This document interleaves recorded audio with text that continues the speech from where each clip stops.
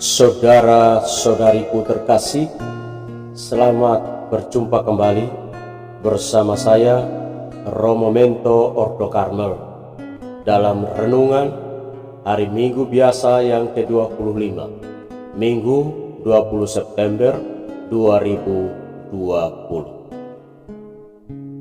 Tuhan sertamu dan sertamu juga. Inilah Injil Tuhan kita Yesus Kristus menurut Matius. Dimuliakanlah Tuhan.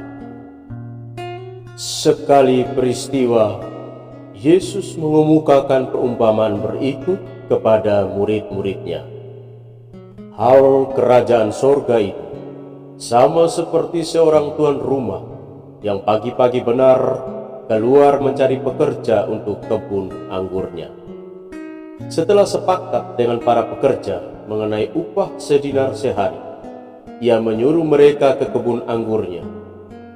Kira-kira pukul 9 pagi, ia keluar pula, dan dilihatnya ada orang-orang lain menganggur di pasar.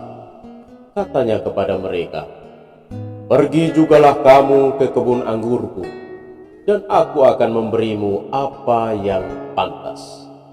Dan mereka pun pergi. Kira-kira pukul 12 dan pukul 3 sore, ia keluar pula dan berbuat seperti tadi. Kira-kira pukul 5 sore ia keluar lagi dan mendapati orang-orang lain pula. Lalu katanya kepada mereka, "Mengapa kamu menganggur saja di sini sepanjang hari?" Jawab mereka, "Tidak ada orang yang mengupah kami." Kata orang itu, "Pergi jugalah kamu ke kebun anggurku."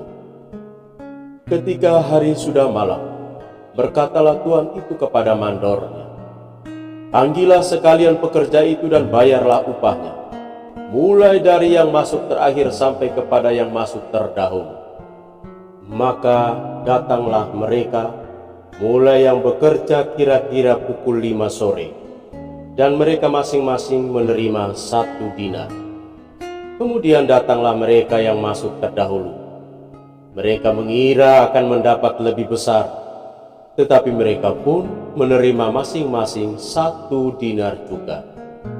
Ketika menerimanya, mereka bersungut-sungut kepada tuan itu. Katanya, "Mereka yang masuk paling akhir ini hanya bekerja 1 jam, dan engkau menyamakan mereka dengan kami yang sehari untuk bekerja berat dan menanggung panas terik matahari." Tetapi tuan itu menjawab salah seorang dari mereka, "Saudara, aku tidak berlaku tidak adil terhadapmu. Bukankah kita telah sepakat sedinar sehari? Ambillah bagianmu dan pergilah. Aku mau memberikan kepada orang yang masuk terakhir ini sama seperti kepadamu. Tidakkah aku bebas mempergunakan milikku menurut kehendak hatiku?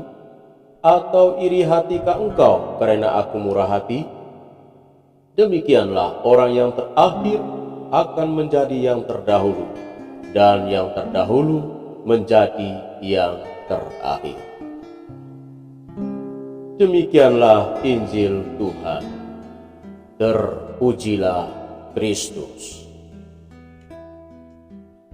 Sukses atau kegagalan.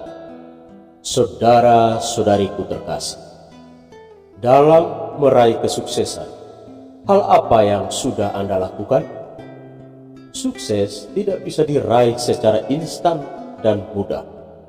Jika kita hanya duduk berdiam diri, memikirkan cara untuk meraih kesuksesan tanpa melakukan apapun, niscaya hal itu tidak akan diraih.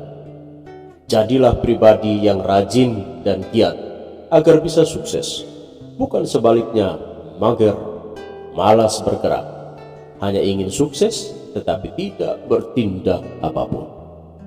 Mungkin kita pernah mendengar nama Thomas Alva Edison, pria berkebangsaan Amerika Serikat ini. Dia terkenal sebagai penemu yang mengantongi 1093 hak paten dan membawa perubahan dalam peradaban dunia serta kemajuan umat manusia. Apa rahasia suksesnya? kerja keras. Sukses adalah 90% keringat dan 10% inspirasi. Tutur Thomas Edison. Ya, sukses adalah milik orang yang rajin dan giat bekerja. Saudara-saudariku terkasih dalam Tuhan, kisah cerita Injil yang kita renungkan dalam kesempatan ini berhubungan dengan upah, keadilan, dan kemurahan hati. Di penghujung hari, pemilik kebun anggur memberikan upah kepada pekerja yang baru datang bekerja dan pekerja yang mulai bekerja sejak pagi hingga petang, namun dengan upah yang sama besar. Prinsip ini menimbulkan perbantahan. Masakan yang bekerja lebih lama, upahnya sama dengan yang baru datang bekerja. Apa maksud Tuhan Yesus dengan kisah ini? Kemurahan Tuhan dicurahkan secara bebas kepada semua orang, seperti matahari bersinar untuk orang benar dan juga untuk orang yang jahat. Berkat rezeki dari Tuhan ada di depan mata, tinggal kita meraih dan mendapatkannya. Namun yang kita dapat bukan semata-mata kelimpahan, tapi bersyukur atas apa yang kita bisa raih pada saat ini. Bisa saja yang bekerja dari pagi sampai petang, tapi dengan kemalasan tanpa hasil. Dan bisa saja yang baru datang bekerja, tapi dengan kerajinan dan keuletan bisa menghasilkan yang lebih baik. Prinsipnya, setiap kesuksesan dan kegagalan dalam hidup tergantung dari tanggapan kita atas berkat Tuhan di depan setiap mata. Saudara-saudariku terkasih, tidak sedikit orang di dunia ini berlomba-lomba mengejar sebanyak-banyaknya harta, sebagus-bagusnya rupa dan tampilan, hingga mengabaikan Tuhan yang mencipta harta, rupa, dan tampilan kita. Sejatinya, harta bermartabat bila endingnya, akhirnya orang sadar bersyukur dalam ibadah yang rutin, amal kasih yang nyata, dan berbagi dalam ketulusan.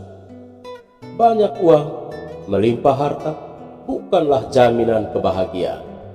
Bersyukur, berbagi, dan saling mengasihi adalah kunci kedamaian dan kebahagiaan hidup. Mari kita berlomba dalam kebaikan, mulai dari garis start yang sudah Tuhan tentukan, dan berusaha mencapai garis finish.